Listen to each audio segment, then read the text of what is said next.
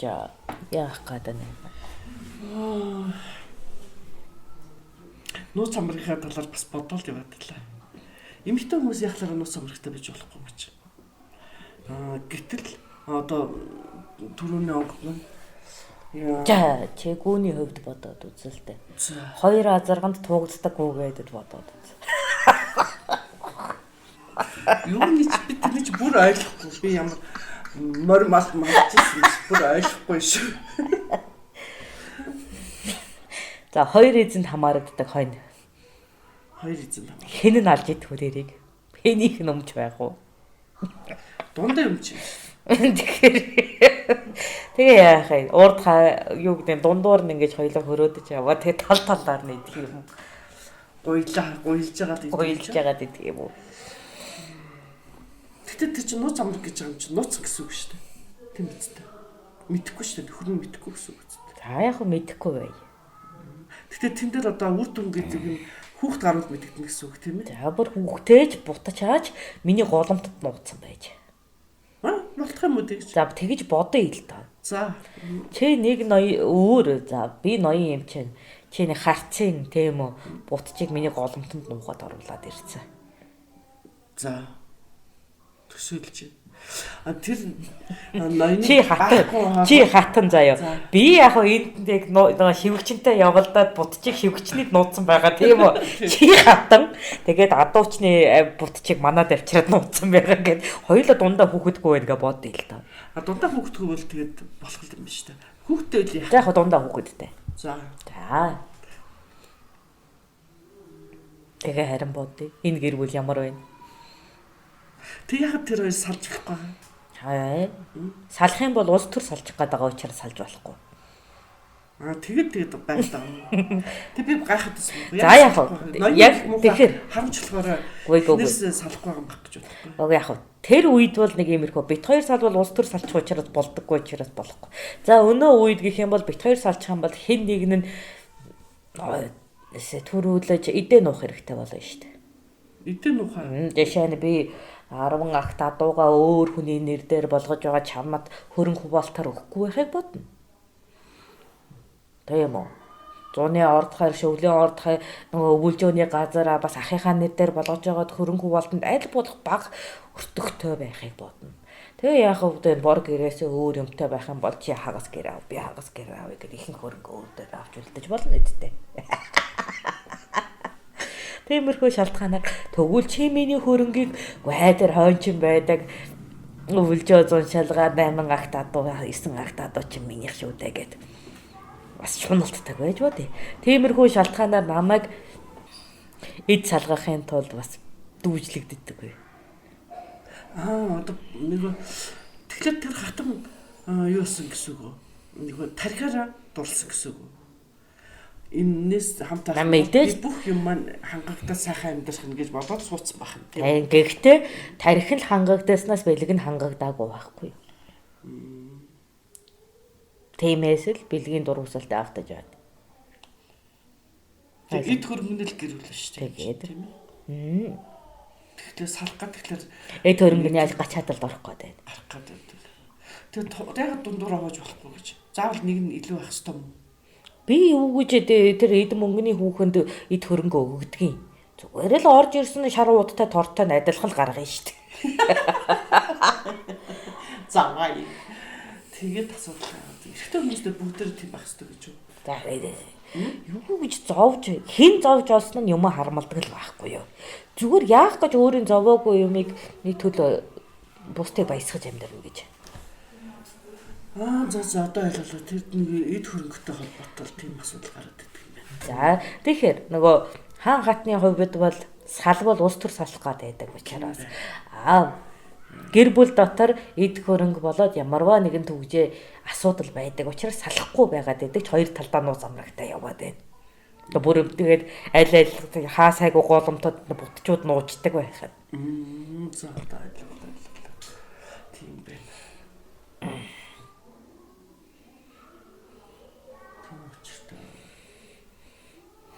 Зүгээр нэг зүрхний нууц амраг гэж байгаа шүү дээ. Тэр нь болохоор нэг адууч нь эсвэл нөгөө шивгч нь гэсэн үг. Үгүй. Тэр айл нь биш. Биш.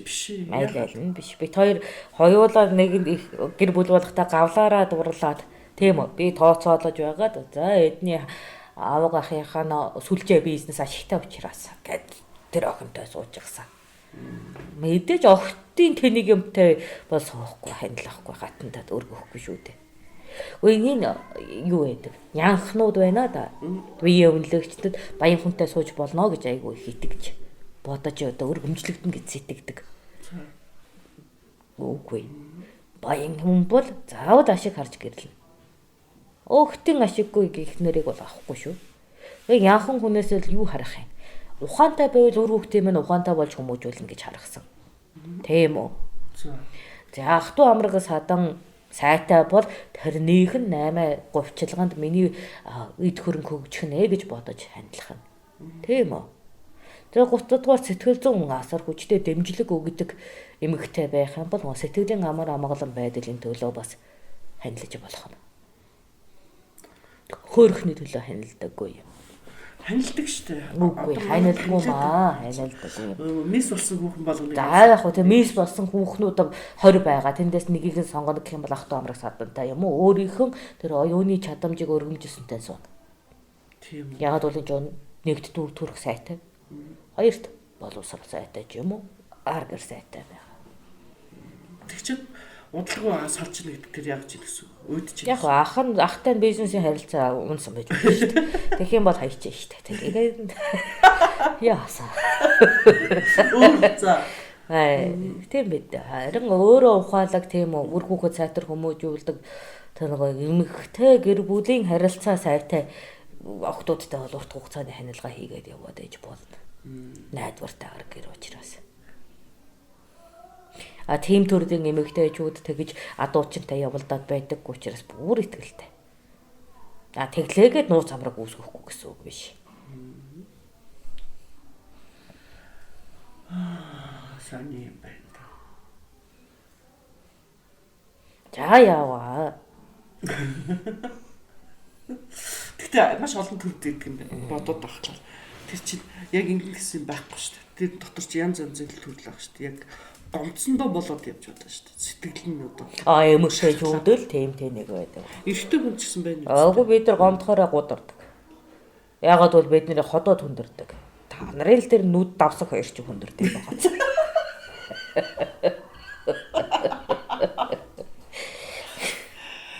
Юу ямар сайн. Гомд шүү дээ. Эрэгтэй хүн ч гэсэн гомдоо шүү дээ. Гомдно. Тэг гомдохоор ходоод хүндэрдэг. Архид ухаан уу? Тийм тэгж яагаад яах вэ цаашаа завх хүрч болно шүү дээ. Арх үтсэн юм чинь арслан барлуулсан байгаа юм чи. Гэхдээ тэр бол бодлогогүй үйлдэл болохоос биш. Юу яасны. Архины алдааг нэг тийм далдын далд нэг хальт бодсон юмыг ил гаргаад ирдэг зүйл гэмээр юм одоо. Тэгээд тэрнийхээ хариуцлагыг засна гэдэг хэцүү дээ хэцүү. Тиймээс би анханасаа тултлаа уух хэрэггүй гэж боддог. За тийм учиртай байна.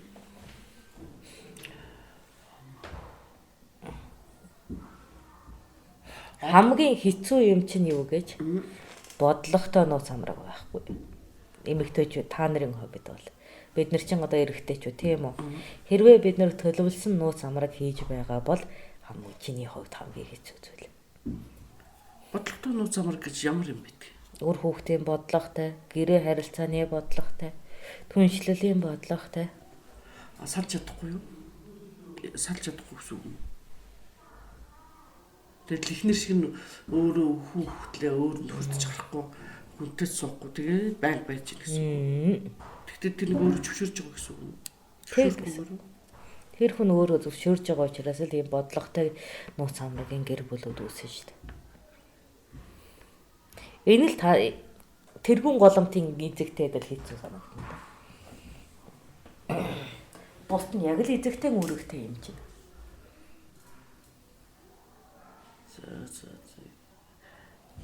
Гэтэл одоо хүмүүс чинь маш олон одоо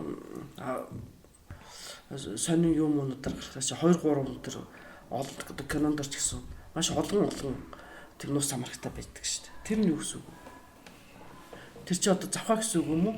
Эсвэл одоо зөв гэсэн үг юм уу? За яг хөө завхаа нэг нь байгаа. Тийм үү. Одоо булчаархаа нэг ухаан солиогүй өдөр даадан явж явдаг тийм солиогоо жуутай сэтгцэн өвчтэй юмнууд байдаг.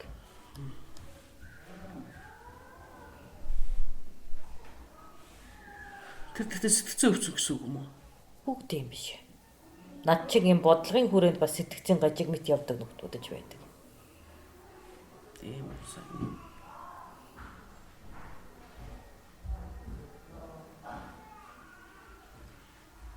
Охохгүй нөө. Бодлогын хүрээнд гэхдээ чи юу гэсэн үг вэ?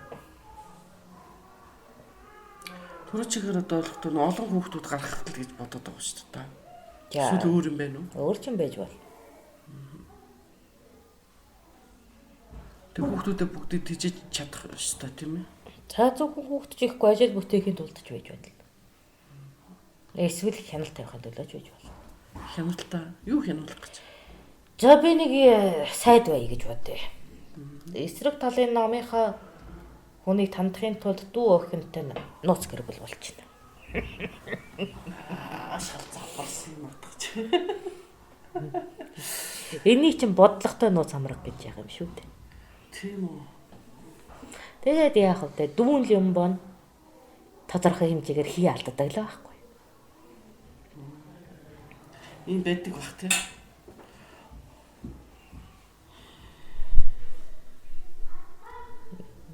За яг төрсөн дүүтэй нь биш гэхэд ярав нягтлан ширээнийх нь хажууд байдаг хүүхэн хүүхэн гээд эмэгтэй юмыг хаанаас ч олж болно шүү дээ. Тэгээд эмэгтэй хүн чинь угаасаа халамж тавьсан хүнд хаа байдаг ярьж идэгээс хойш тэр дотор нь хий олж болно шүү дээ. Тэгэхээр нууц амраг гэдэг бол эмэгтэйчүүдийн боддог шиг хэлбэр хаан зүгээр гуй хараад хамаг сэрэл сэтгэхүйн хөдлөөд яваад байгаа юм биш.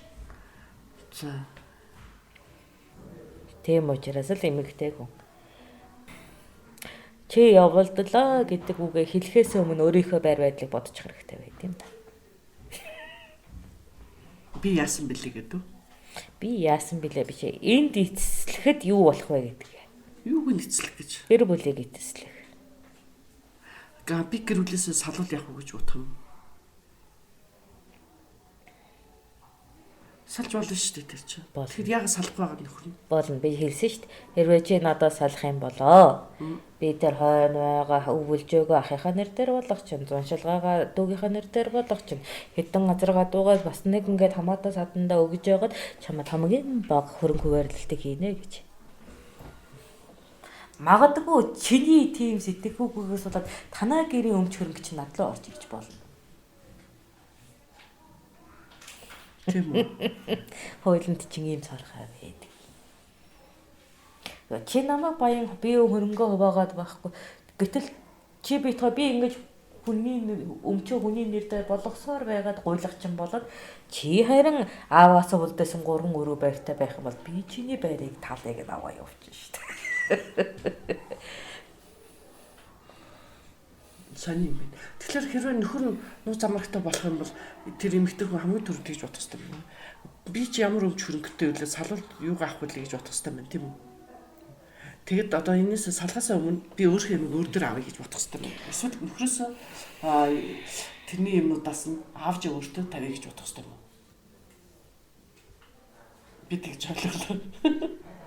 Заавал хоёр дахь өмчийнх нь юм гарч ирдэг юм байна. Мэдээж өмч хөрөнгө хуваарлалт бол гарч ирээ.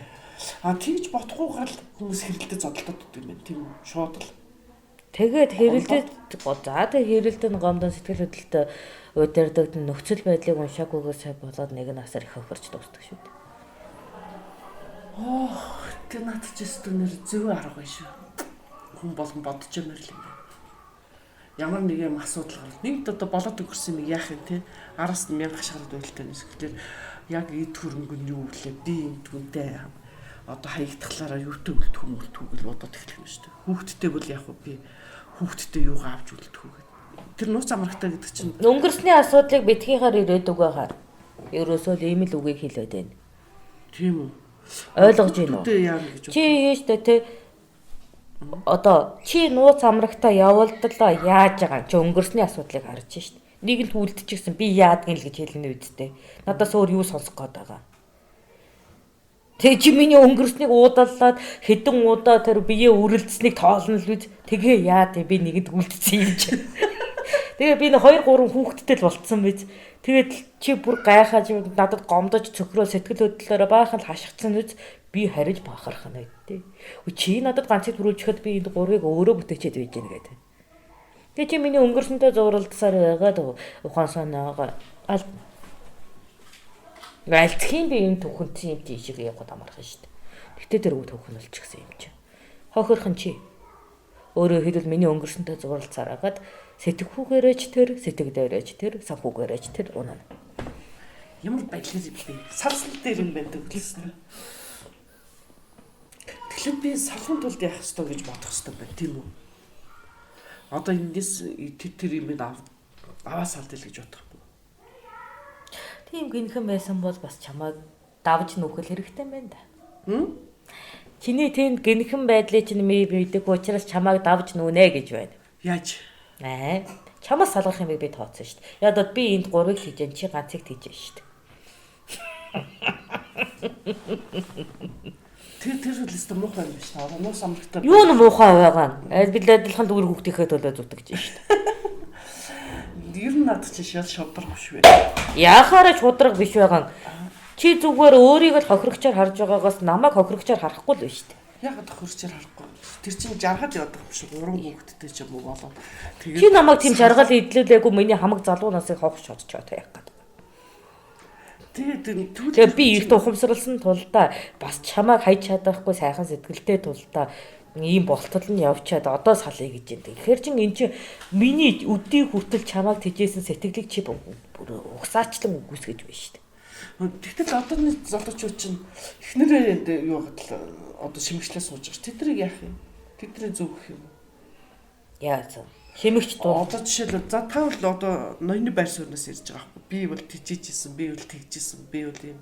Гэтэл одоо ч за шимэгч мөртлөө нууц хамрагтай. Тэгээ 2 шимэгчийн нууц хамраг юм уу? Тий. Бороо хэлэж байна. Шимэгч эр нөхрийн шимэгч тийм үү? Шимэгч. Тэгсэн мөртлөө бас нууц хамрагтай шимэгч. Мөн үү? Нууц хамрагын шимэгчилдэг үг мэдэхгүй л дээ. Тэгтээ за тэгвэл бүр өөрөөсөө арчаагүй нууц хамраг олж аваад хоёулаа шимэгчилдэг гэж бодъё. Тийм байх юм. Давхар шимэгчгээ бодож хоёулаа. Тийм үү? Тийм байж болно. Мэдээж шимэгч юм чинь өөрөөсөө илүү нэг тэжээгчийг олох юм уу? Эсвэл хамтран амьдрах шимэгчэл олж таарна үсттэй. Тэр залуу чинь. Тэгэхээр тэр эхнэрийг шимэгчлээд нууц хамрагыг шимэгчилж ийл гэсэн үг юм. Биш ээ. Нууц хамрагтайгаа хамт эхнэрийг шимэгчилж ийн гэж бодъё. Бүрүү. За бүр хамгийн дор сэтгэх хүүгээр бодъё хоёр. Атмаар юм. Ойлгож байна уу? Яцаандаа тэгвэл. Яан гэж тэгвэл. За тэрийг мэдлээ гэдэг тийм биз дээ. Тэр чинь хөөгөл явуулах хэрэгтэй шүү дээ. Хоёулын юм. Салж болно шүү дээ. Тэгтээ гэр бүлийн хуулиар хөрөнгөө хуваахаар чи маш ихээр хохирно. Яагаад тэрэнд хөрөнгө хуваалцах гэдэг вэ? Хууль чинь тийм цоорхойтой учраас хилээд л байна да балчир минь. Өөрөөр хэлбэл хизээч хуулийг судлахгүйгээр битгий нү. Ийм байдаг гэдэг шударга ясыг чинь хууль бичсэн байдгаас чиний сэтгэхүй бичдэггүй юм. Тийм үү, хуульд тэгээ бичсэн байгаа юм уу? Би л мэдэхгүй. Тийм л байгаа үедээ. Мэдэхгүй. Чи мэдэхгүй учраас алдаа гаргаж байгаа байхгүй. Мэдэхгүй, би л тэрний чи мэдэхгүй юм байна. Яг үнэн. Яг энэ мэдэхгүй чинь далимдуулж наад дээр чинь тоглолт хийнэ. Тэгэхээр тэр хуулийг хийчихсэн. Над чиг ухаантай юм. Шал тэнийг юм байна наад чи. Би л хөдөө чившээ. Тэгвэл манад одоо яг тийм хууль хангалттай юм байна. Тэгэхээр гэр бүлийн хууль судлахгүйгээр гэр бүл битгий бол гэр бүл битгий салгал байхгүй юу? За. Зөв тав.